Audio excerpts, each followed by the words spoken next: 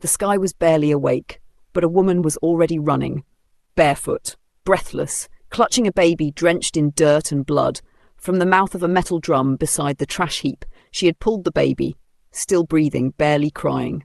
A gateman saw her. He screamed, "She's doing it again! Somebody stop her!" Within seconds, people gathered. "This woman is mad!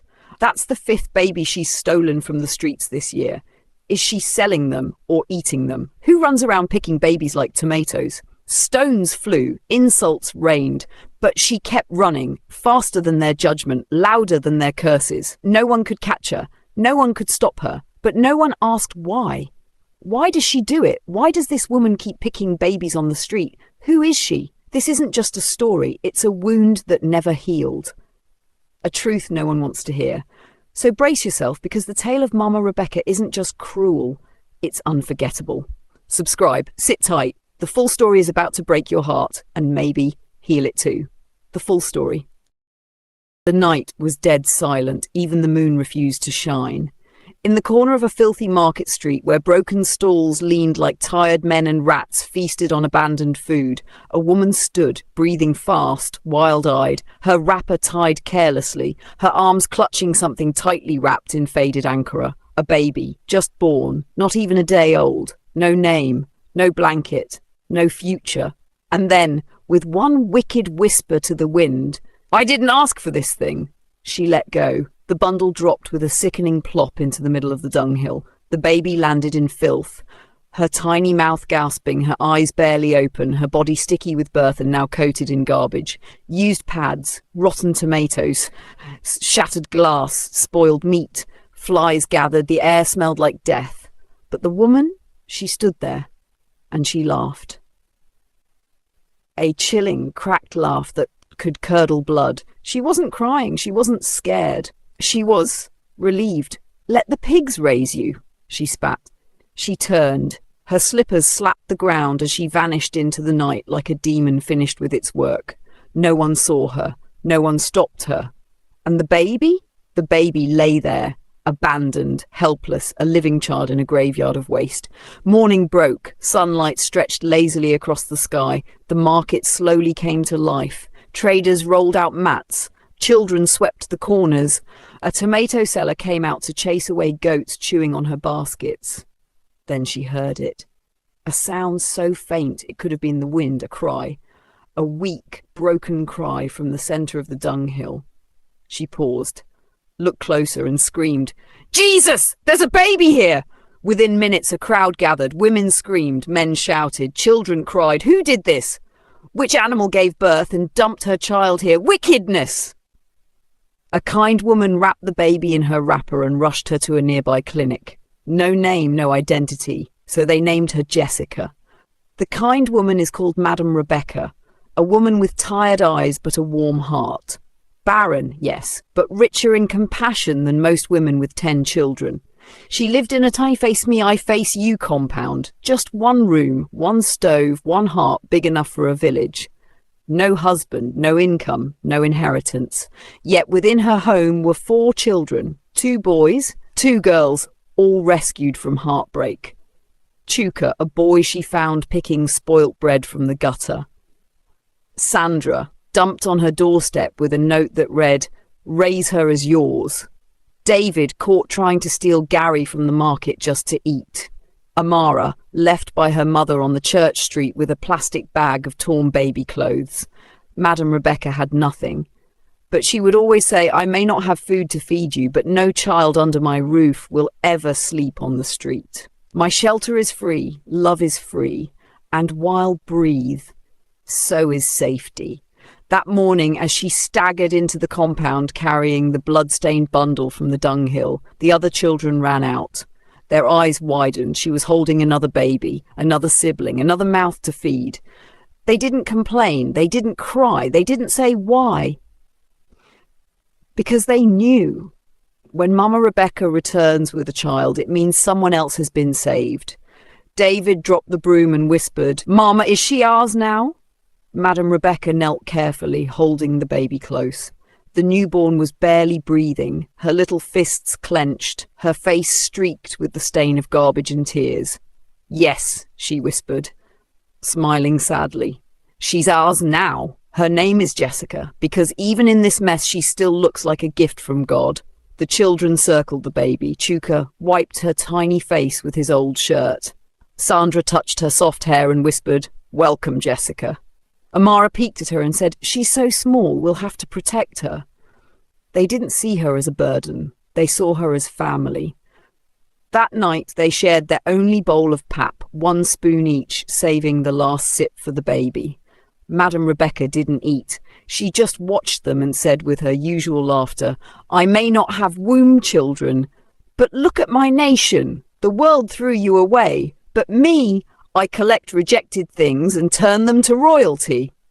Then she lifted Jessica, kissed her forehead and rocked her to sleep with a lullaby made of tears, prayers and strength. Years pass. Jessica grows, but so does poverty. But she wasn't alone in it. She had 4 siblings who weren't born of the same blood, but shared the same pain, the same roof, the same hunger, the same mother. Madame Rebecca, their queen in poverty, didn't have money.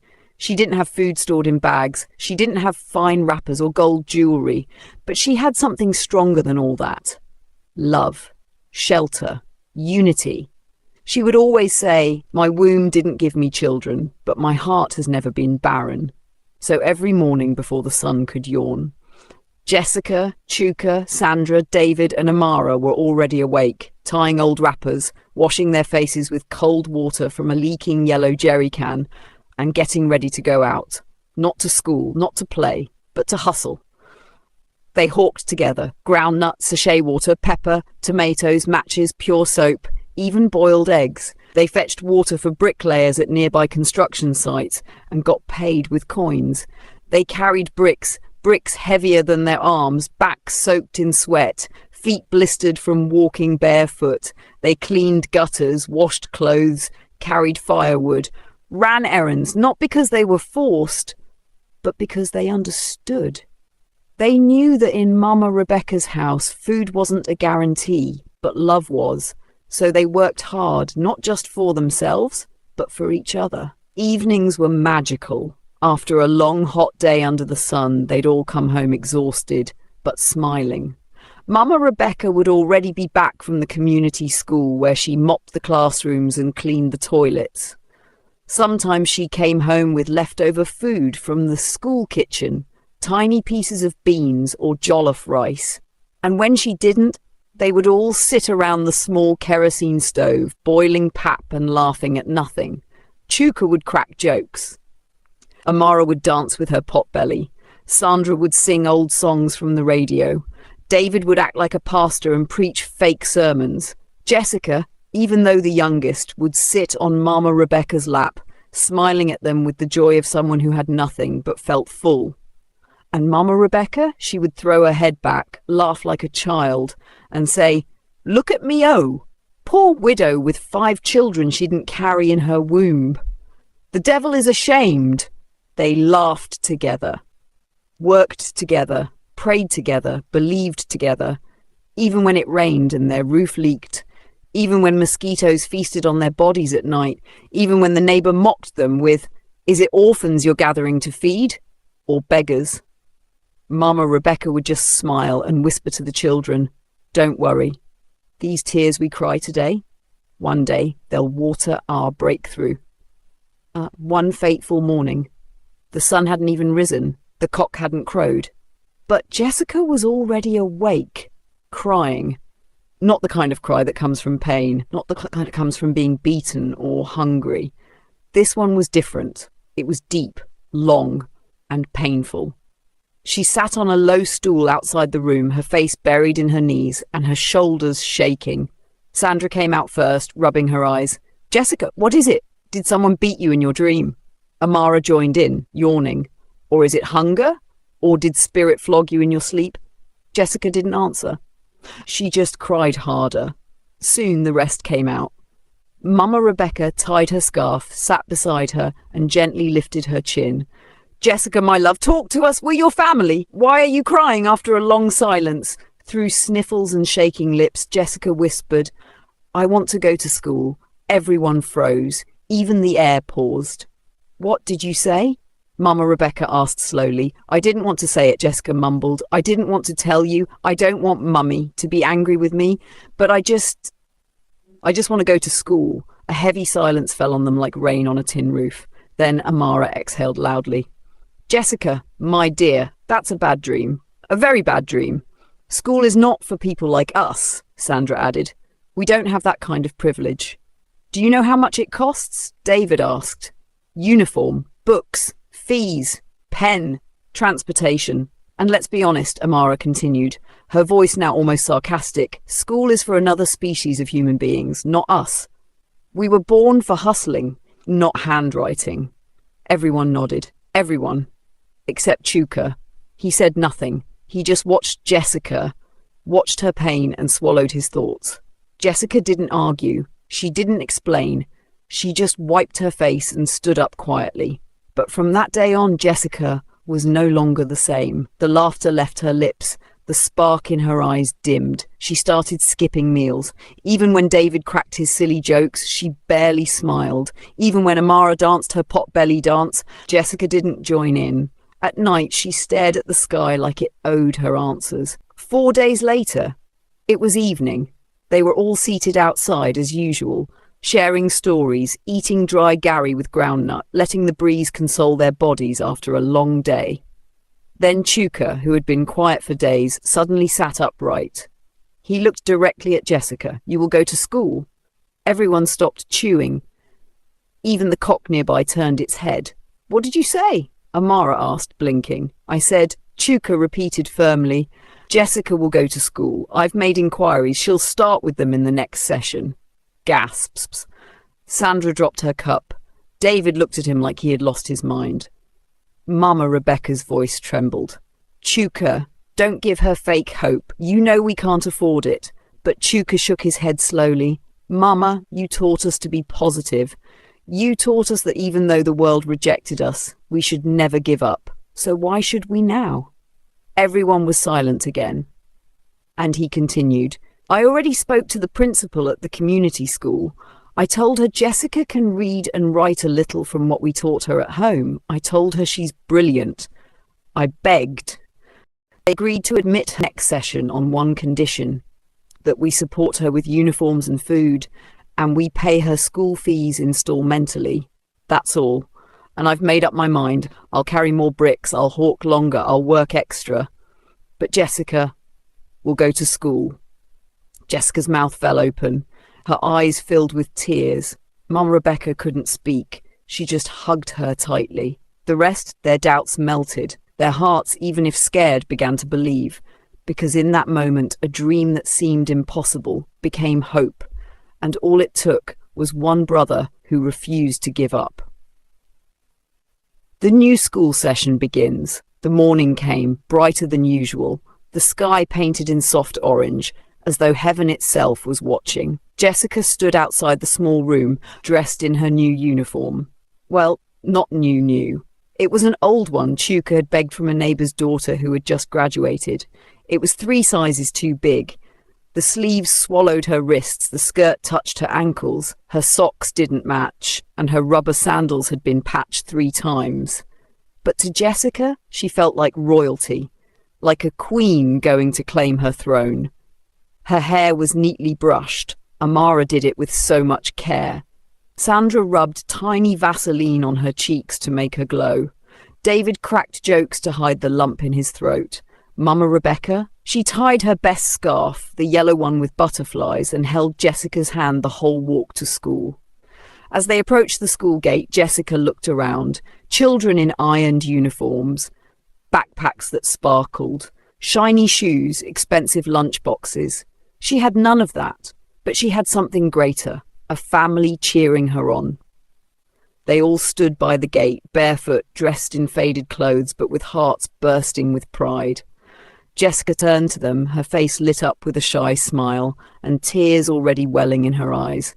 She tried to be strong, but when she saw the tears rolling down Mama Rebecca's cheeks, she broke. Her lips trembled, but before she could say anything, they all spoke in one voice. Jessica, please, do it for us. Chuka, holding his cracked palm against his chest, Do it for every brick we carried. Sandra, wiping her eyes with her sleeve. Do it for every time we sold pepper under the rain. David, swallowing hard. Do it for the days we slept without food, close quote. Amara, sobbing openly. Do it for Mama. Do it for this family. And Mama Rebecca, with shaking hands, she cupped Jessica's face and whispered, "This is the school I clean every day.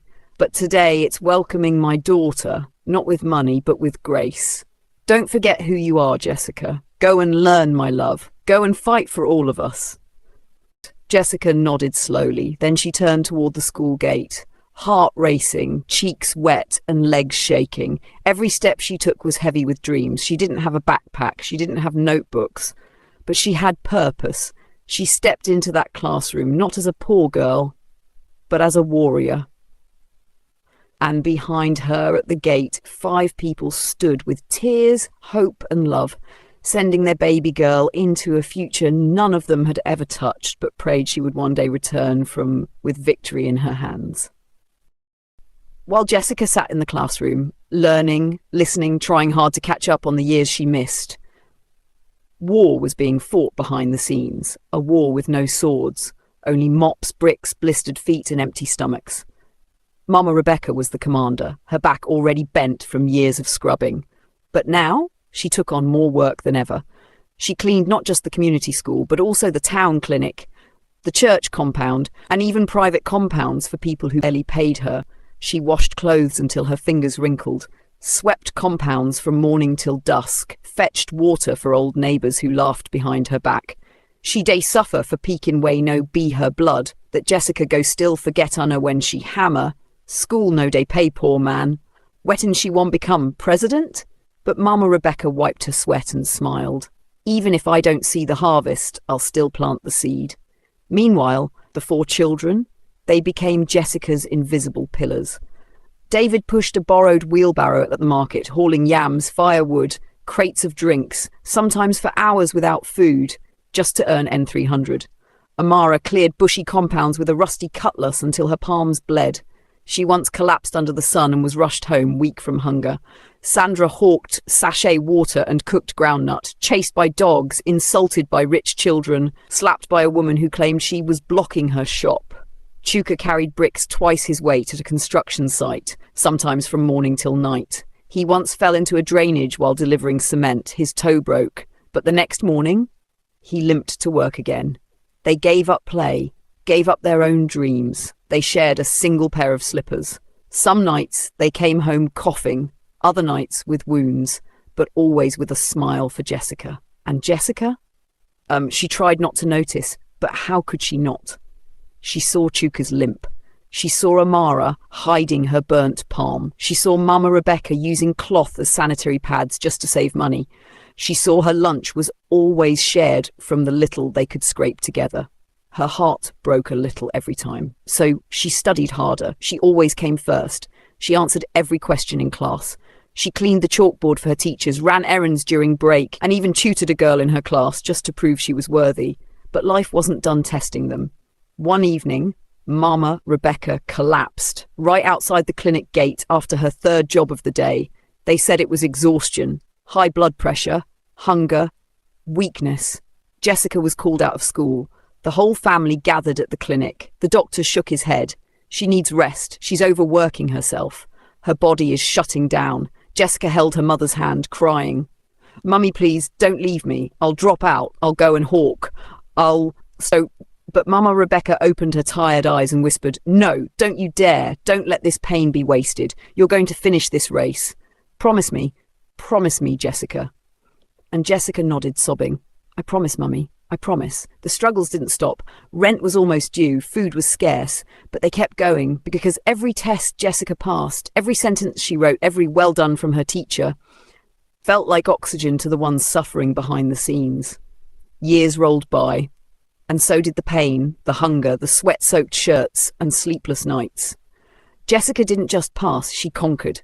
She graduated with first-class honours in petroleum engineering from one of the top universities in the country.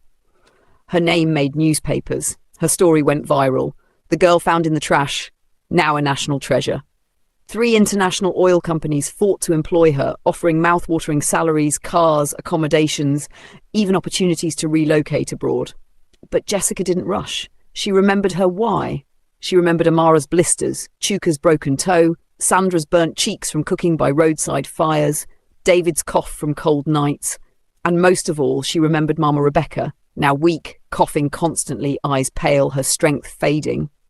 Jessica finally accepted an international oil firm offer. They flew her to the United Arab Emirates for 6-month elite training, and when she returned, she didn't come back the same. She came back a top official, driven in a black SUV with security, a team of aides, and a 6-figure salary. But the first thing she did was go straight to the Face Me, I Face You compound where it all began. The neighbours rushed out, jaws wide open. Jessica stepped out of the SUV in high heels, a power suit and sunglasses. But her heart? Still the same. She walked into the same room she once shared with 5 others, where they all once ate pap from one plate. Inside, her siblings sat beside a frail Mama Rebecca, feeding her slowly.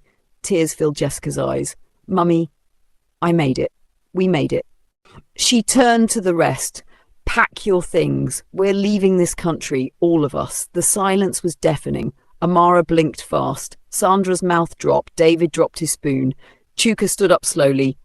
"Wait, what did you say?" Jessica smiled, her eyes already red with emotion. "We are all flying to the United States. Mama needs treatment and I need my family with me. No more suffering," Amara screamed and fainted. David shouted, "Jesus!" You mean we'll enter plane? Aeroplane? Fly in the air with white people?" Sandra covered her mouth. "We will see Oyimbo? Eat with fork and knife?" Chuka simply knelt and broke into silent tears. Jessica hugged them all, then added, "But first, welcome to your new home. Welcome to your new home." They drove for 30 minutes, passing estates and tall gates. When the car stopped, they all stared at the mansion ahead. Tall, glassy, modern, marble floors, wide balconies, a swimming pool, a garden, a gym. Inside were uniformed house staff lined up and waiting. "Good evening, Miss Jessica." "Welcome, Ma." "Welcome, sir." They greeted her siblings and Mama Rebecca with bows. Chuka gasped. Amara screamed again. David touched the chandelier like it was heaven. Sandra ran to the bathroom and started crying. Mama Rebecca? She just sat quietly in a cushioned chair, eyes flooded, hands shaking. "God, is this what you were preparing all along? Me? A barren woman who gathered street children? You turned my shame into gold." Jessica knelt before her, held her frail hands and whispered, "You were never barren, Mama. You were just chosen to raise stars the world threw away." They cried, they laughed, they held each other in disbelief. No more sachet water, no more pushing barrows, no more insults. Just peace, rest, and finally, dignity. 2 years later, laughter echoed through the luxurious mansion nestled in a quiet estate in California. The once cracked voices that used to shout through the village street now rang out in foreign accents. The 5 children of Mama Rebecca were now men and women of influence. Chuka, once the silent dreamer, the boy who believed in Jessica's school dream, now owned a flourishing construction company with professional engineers working under him. His name was on billboards, his face on magazine covers. He had his own duplex with a fleet of cars and loyal workers. Amara, the loud realist, now ran a thriving import-export business. She travelled frequently between China and the US, her company name boldly inscribed on every cargo that left the ports. Her offices had staff in uniforms and her accounts made banks smile. David, the sharp boy with a fast mind, now owned a major logistics company in Africa. He had branches in 4 countries and was recently awarded Young Entrepreneur of the Year. Sandra, once mocked for her wild dreams, now had a global fashion brand. Her clothes had graced fashion weeks in Paris and New York. Her logo was known, her story inspiring. And Jessica, the fire starter, the one who cried for school, was now a renowned petroleum engineer, head of strategy in one of the top oil firms in the country. She walked with grace, commanding respect everywhere she stepped, but none of them forgot where they came from. Mama Rebecca, once weak and almost forgotten in poverty, now sat like a queen in the finest clothes money could buy. Her smile was now full, no longer forced through pain. Her health had returned, her laughter now endless. Then, one evening, in the family lounge that overlooked the city skyline, the 5 children called a meeting. Mama Rebecca walked in, her wrapper tied with elegance, her glasses resting on her nose. "My children hope no problem?" she asked, looking around the unusually serious faces. "Mama," Jessica began with a mischievous smile, "we've all agreed to do something unusual." "Yes, Mama," Chuka added. "We want to get married." Mama smiled, nodding. "That's good, my children. I have prayed for this day."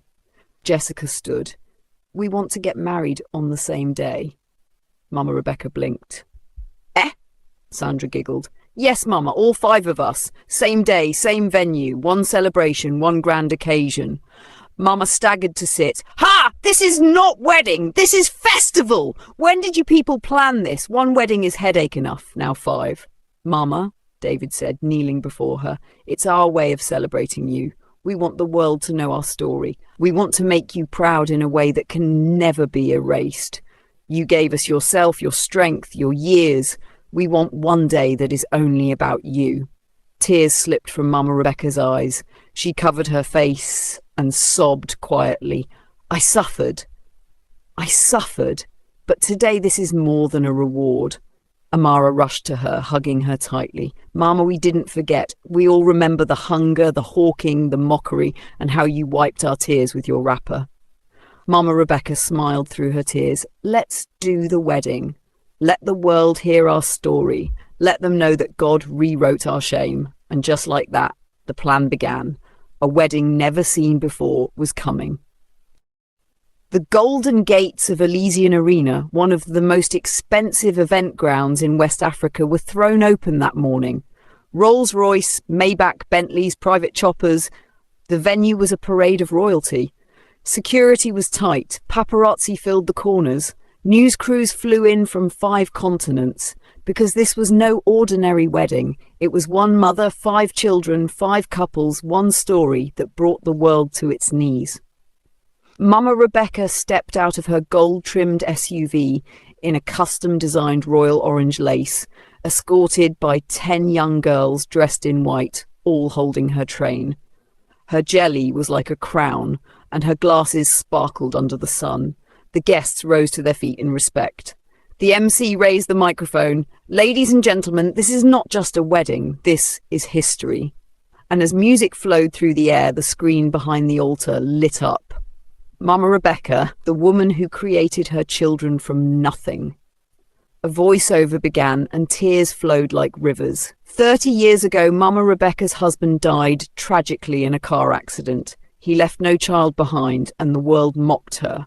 They called her a barren widow, cursed and useless. Friends left, family avoided her, and at her lowest, she made a vow. "If God won't give me children from my womb, I'll find children with no one, and I'll raise them as mine." And so she began. The first child, Chuka. She found Chuka under a collapsed bridge in the middle of a storm.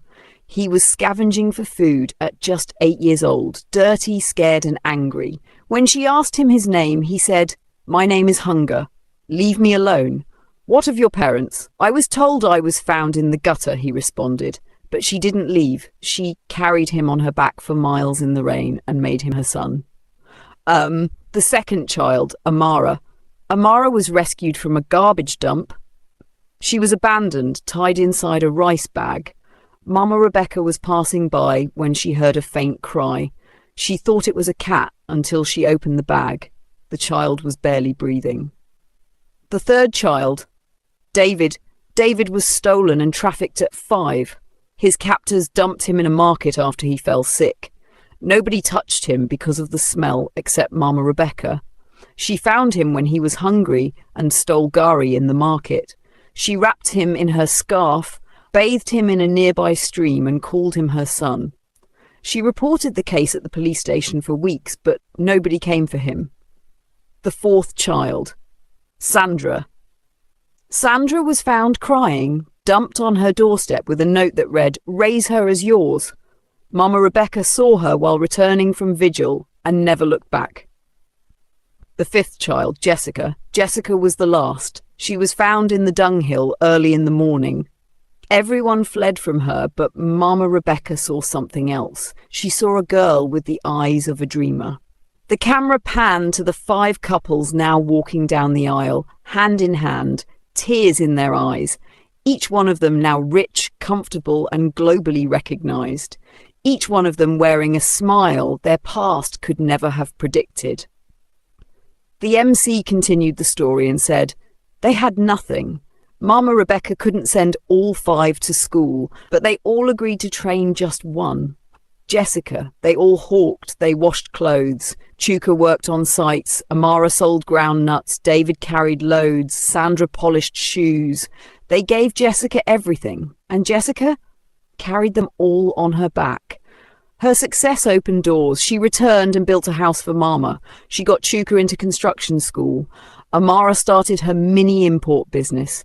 David launched his logistics hustle. Sandra learned design from Jessica's friend in the city. Together, they rose. Together, they became giants. At the altar, Jessica held the mic, looked at her husband lovingly, then turned to the crowd. Her voice broke. "People say blood is thicker than water, but I say love is thicker than blood. We were not born of the same womb, but we are stronger than most families tied by blood." She looked at Mama Rebecca, who was already weeping in the front row, her hands clasped together. "Mama, you created kings and queens with your pain. You gave 5 strangers the right to call you mother, and today the whole world celebrates you." The 5 couples knelt before Mama Rebecca. "Thank you for the beatings. Thank you for the prayers. Thank you for the tears. Thank you for the sacrifices. This wedding is your reward." Mama Rebecca sobbed uncontrollably, clutching all their hands at once. "I was barren, but God gave me children from the dust. Today, the shame of yesterday has become the glory of today." And as vows were exchanged and rings slipped onto fingers, the heavens seemed to smile. Birds flew above, fireworks exploded, and the crowd roared. This was no ordinary wedding. This was a resurrection. This was the reward of a broken woman who turned her scars into stars. A year later. After her 5 children were joyfully married in a once-in-a-lifetime ceremony that moved the nation to tears, Mama Rebecca found herself lying awake one night, thinking of the many children still left behind. Children abandoned in rivers, in gutters, on dirty dunghills like forgotten trash. Babies like the ones she once picked up and raised as her own. That night, she whispered to herself with tears in her eyes, "God, if you help me raise 5 discarded souls, then I will spend the rest of my life helping others do the same." And so the Rebecca Haven Foundation was born, a safe place for orphans, abandoned babies, homeless children, and teenage mothers, with warm beds, food, clothes, free education, and love. But she didn't stop there. Mama Rebecca became the face of a massive campaign. If you're not ready to raise a child, don't bring one into this world. She toured schools, universities, markets, and rural villages. With a firm yet loving voice, she looked into the eyes of young girls and trembling teenage boys and said, "A child is not a mistake. A child is a calling. Don't throw that baby away. Bring them to me. Let love raise them." News outlets picked up her story. Then local governors, then international organizations, then the president of the nation. Soon she was invited to speak in the US, Canada, Kenya, South Africa, and Dubai. People were stunned to learn that this woman, now speaking in global summits, once fetched water for 50 naira, swept compounds, and lived in a mud house. But what touched the world most was her story of 5 abandoned children whom she raised in poverty and how they came together to send one girl to school. And in return, that girl changed all their lives. Her speech at the Global Child Welfare Conference ended with a long, heartfelt standing ovation. She looked at the crowd and said, "Every child deserves love. If you can't raise a child, don't create one. If you see a child without help, be their help. Let my story be proof that even from the trash, God can still raise treasure." Mama Rebecca, the mother of the forgotten, became a global symbol of love, hope, and second chances. And in her mansion, on her birthday, her children knelt before her saying, "You picked us from nothing. Today, the world kneels to your strength. Thank you, Mama." Now, hello, besties. If this story touched your heart, don't forget to leave a comment below. Thank you, Mama Rebecca, or share your own message of love. And remember, no child deserves to be thrown away. Let's raise a generation of love. See you in my next video. Bye for now.